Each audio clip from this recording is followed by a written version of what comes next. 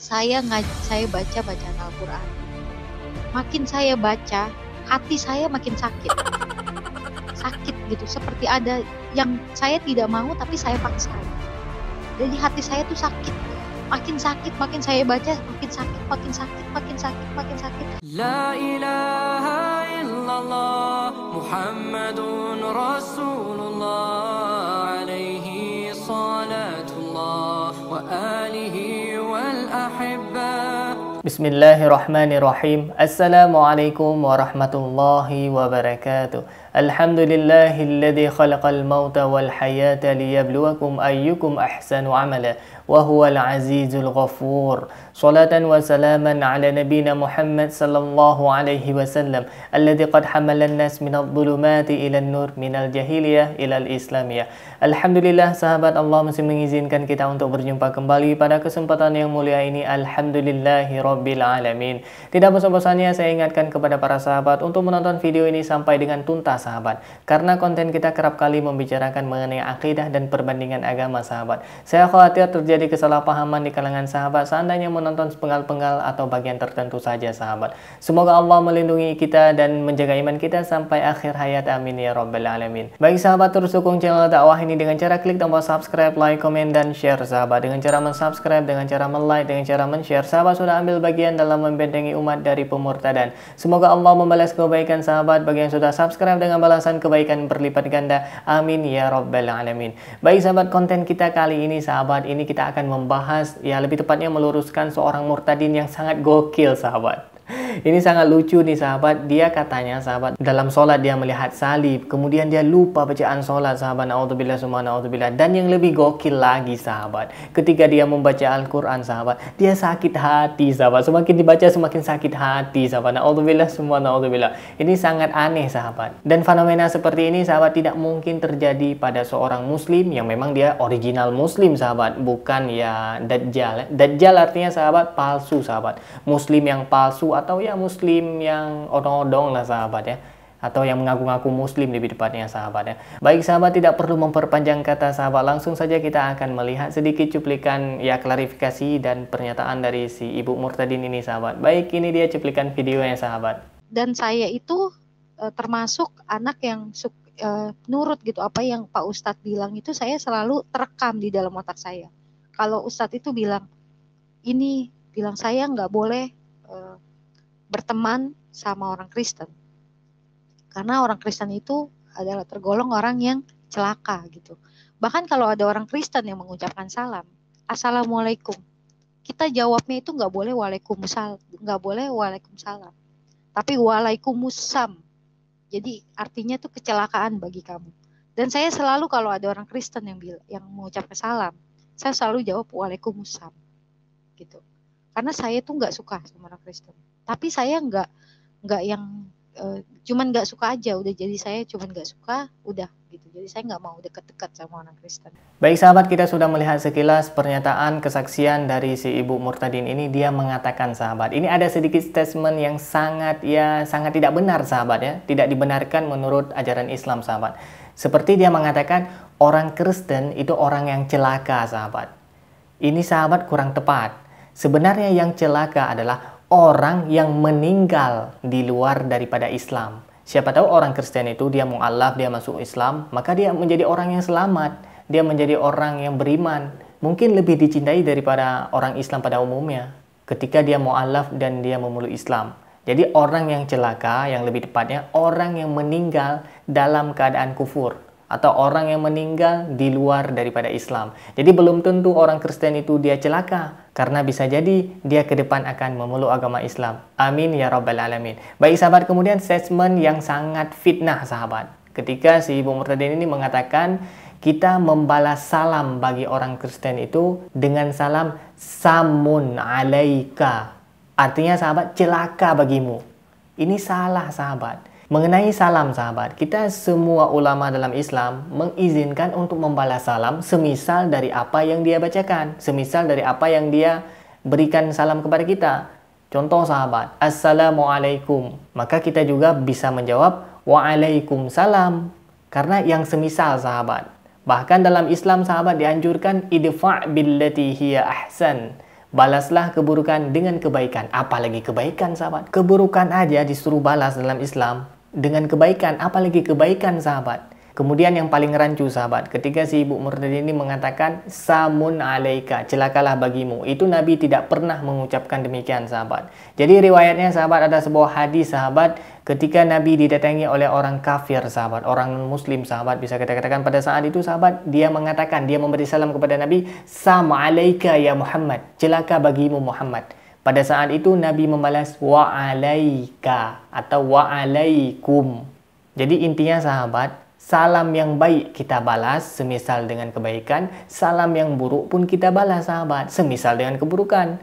Dia mengatakan samun alaika, celaka bagimu. Nabi membalas wa alaika, bagimu juga. Itu bahasa Inggrisnya, sahabat. Jadi dalam Islam, sahabat, tidak ada orang yang memberi salam yang indah, orang yang memberi salam kebaikan, kita balas dengan keburukan. Itu tidak ada, sahabat. Itu fitnah. Kalau ada yang mengatakan orang Islam wajib memberi salam keburukan kepada non-muslim, itu adalah fitnah, sahabat. Itu tidak benar, sahabat. Tidak berdasarkan referensi dari Al-Quran dan hadis. Al-Quran saja mengatakan idfa' billati hiya ahsan, balaslah keburukan dengan kebaikan, apalagi kebaikan. Wajib kita membalasnya dengan kebaikan. Baik, sahabat, kita lanjutkan, sahabat. Malam itu saya dimimpikan dibacakan Injil Matius, saya ingat. Tapi saya tidak ingat ayat berapa, karena saya nggak tahu Injil itu bunyinya seperti apa, saya nggak tahu. Kemudian saya bingung. Besoknya saya bingung, saya mesti tanya ke siapa. Saya nggak berani cerita kemana-mana. Saya nggak berani cerita ke teman-teman saya, apalagi pacar saya nggak berani. Saya nggak mau dia itu pengaruhi saya jadi Kristen. Kemudian ada satu teman kerja saya tanya sama dia orang Kristen, saya bilang, saya tanya, memangnya di dalam Kristen itu ada Injil Matius ya? Saya bilang. Kemudian dia jawab, iya. Kenapa? Dia bilang. Saya nggak berani ngomong. Saya bilang, nggak apa-apa. Saya bilang, oh nggak apa-apa. Saya bilang. Kemudian mimpi itu saya abaikan. Saya cuekin mimpi itu. Saya merasa kayak udah lah, mungkin itu hanya bunga tidur saya aja gitu. Kemudian saya jalani lagi hidup saya, sehari-hari saya. Saya masih sholat, saya masih tadarus Quran, saya masih ngebaca Al-Quran gitu. Kemudian lama dari situ, saya mimpi yang kedua. Di dalam mimpi saya, kali ini saya dibacakan Injil Lukas. Saya ingat Injil Lukas, tapi saya tidak tahu ayatnya bunyinya seperti apa. Kemudian besok harinya saya tanya lagi sama teman saya. Di dalam Kristen ada Injil Lukas ya? Kemudian dia bilang, ada. Dia bilang, oh kenapa? Dari kemarin kamu tanyain Injil terus sama saya. Saya bilang, gak apa-apa. Saya bilang, saya gak mau bilang kalau saya mimpi. Saya gak mau dipengaruhi oleh Kristen manapun. Baik, sahabat, ini agak sedikit rancu, sahabat ya. Agak sedikit aneh, sahabat.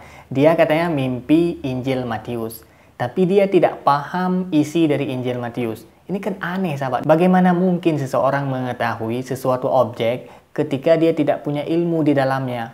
Misalkan, sahabat, contoh umum.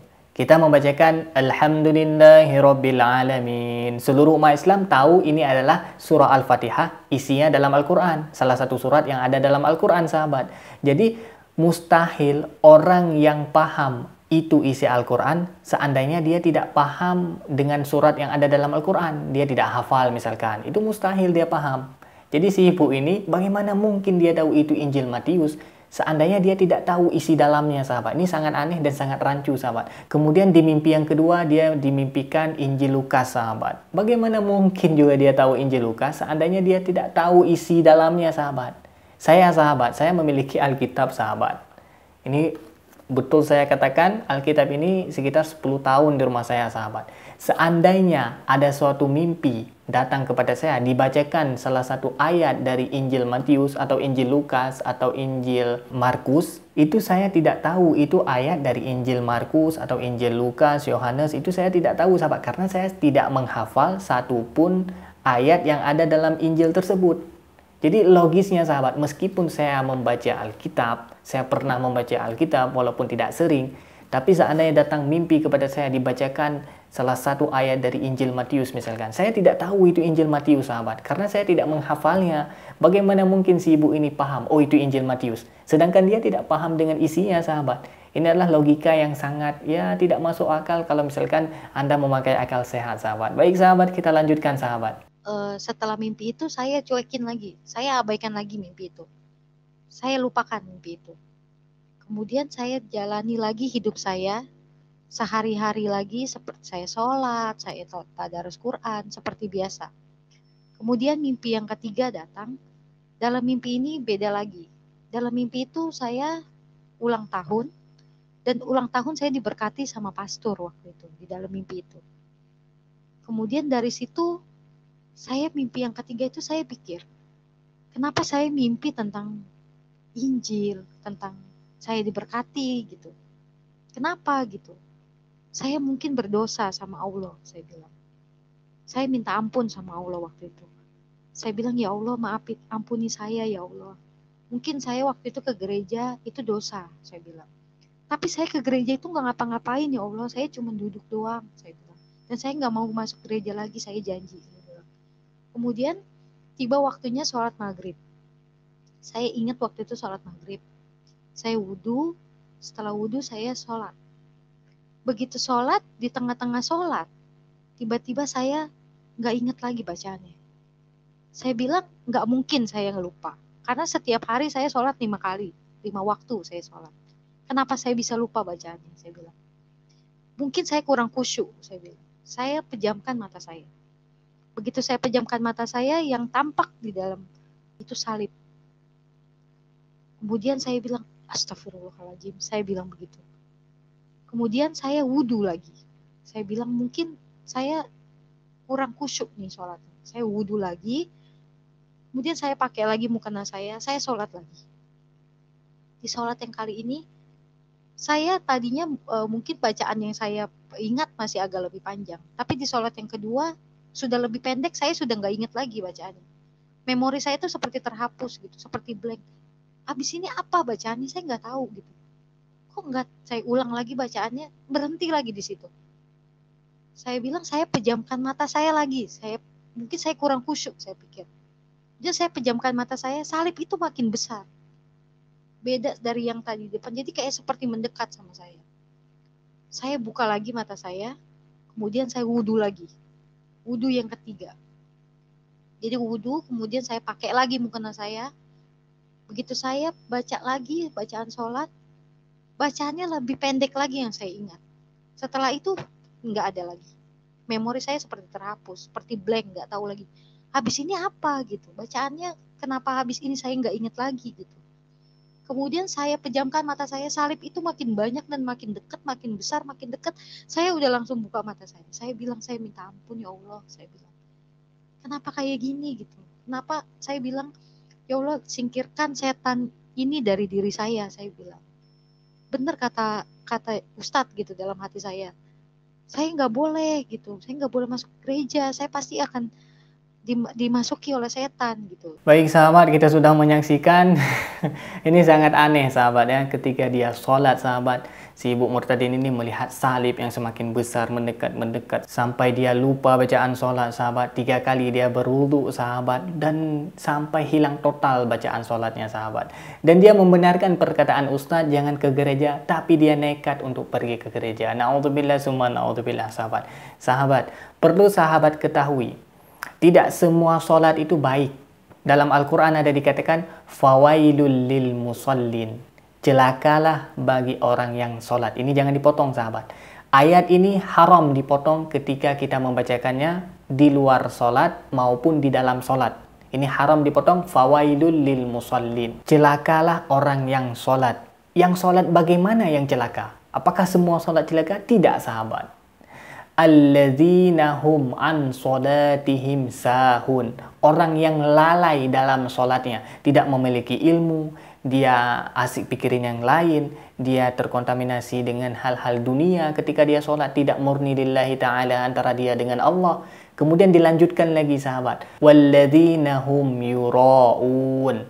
Orang yang ria dalam sholatnya. Jadi dapat kita simpulkan, orang yang ria, orang yang lalai, asik memikirkan perkara dunia, itu adalah orang yang celaka dalam sholatnya. Mustahil orang yang khusyuk dalam sholatnya, itu akan lupa dengan bacaannya. Na'udzubillah summa na'udzubillah sahabat. Ini sangat-sangat aneh ini sahabat. Baik sahabat, kita lanjutkan. Di sini sangat seru sahabat. Ketika si ibu ini membaca Al-Quran, apa yang terjadi? Ini dia cuplikan videonya sahabat.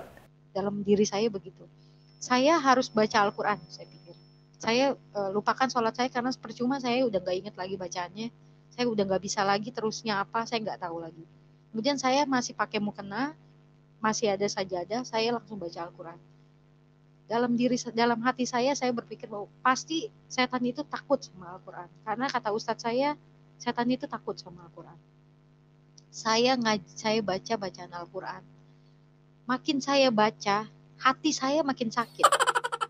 Sakit gitu, seperti ada yang saya tidak mau tapi saya paksa gitu. Jadi hati saya tuh sakit. Makin sakit, makin saya baca, makin sakit, makin sakit, makin sakit, makin sakit.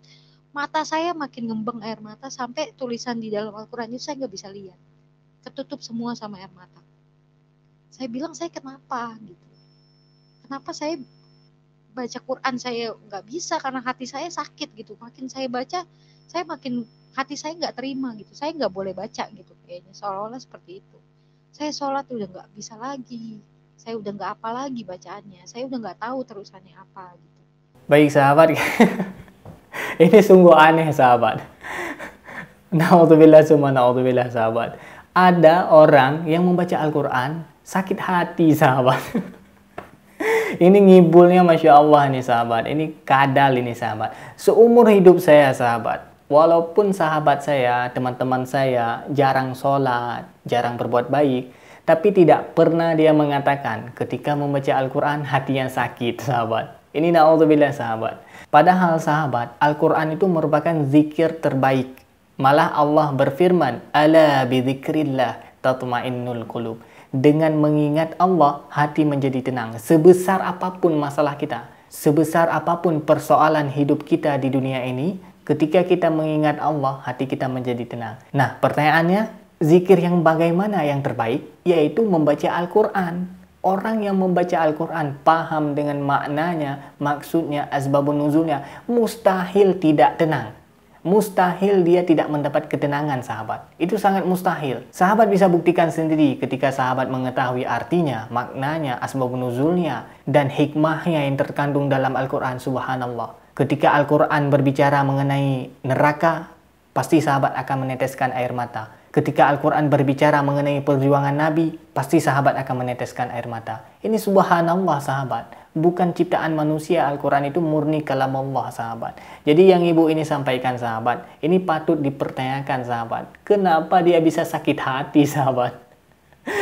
Ini sangat aneh ini sahabat. Saya seumur-umur sahabat tidak pernah mendapat keluhan ketika ada orang yang membaca Al-Quran hatinya sakit sahabat. Na'udzubillah summa na'udzubillah sahabat. Baik sahabat, demikian yang dapat saya sampaikan sahabat. Semoga menjadi ibrah dan pelajaran bagi kita semua, dan Allah menjaga iman kita sampai akhir hayat sahabat. Baik sahabat, yang baik datangnya dari Allah, yang buruk, yang salah, yang khilaf murni dari keterbatasan ilmu saya sahabat. Mohon diperbanyak maaf dan kita mohon ampun kepada Allah Subhanahu wa taala, dan juga kita mohon supaya si ibu Murtadin ini diberikan oleh Allah hidayah kembali sehingga dia dapat menerima ajaran Islam kembali sahabat. Terus dukung channel dakwah ini dengan cara klik tombol subscribe, like, komen, dan share sahabat. Dengan cara mensubscribe, dengan cara like, dengan cara men-share sahabat sudah ambil bagian dalam membentengi umat dari pemurtadan. Semoga Allah membalas kebaikan sahabat bagi yang sudah subscribe dengan balasan kebaikan berlipat ganda. Amin ya rabbal alamin. Terima kasih bagi yang sudah menonton. Hadanallah wa iyyakum ajma'in. Akhirul kalam, wassalamualaikum warahmatullahi wabarakatuh. La ilaha illallah Muhammadun Rasulullah alaihi salatullah wa alihi wal ahibba.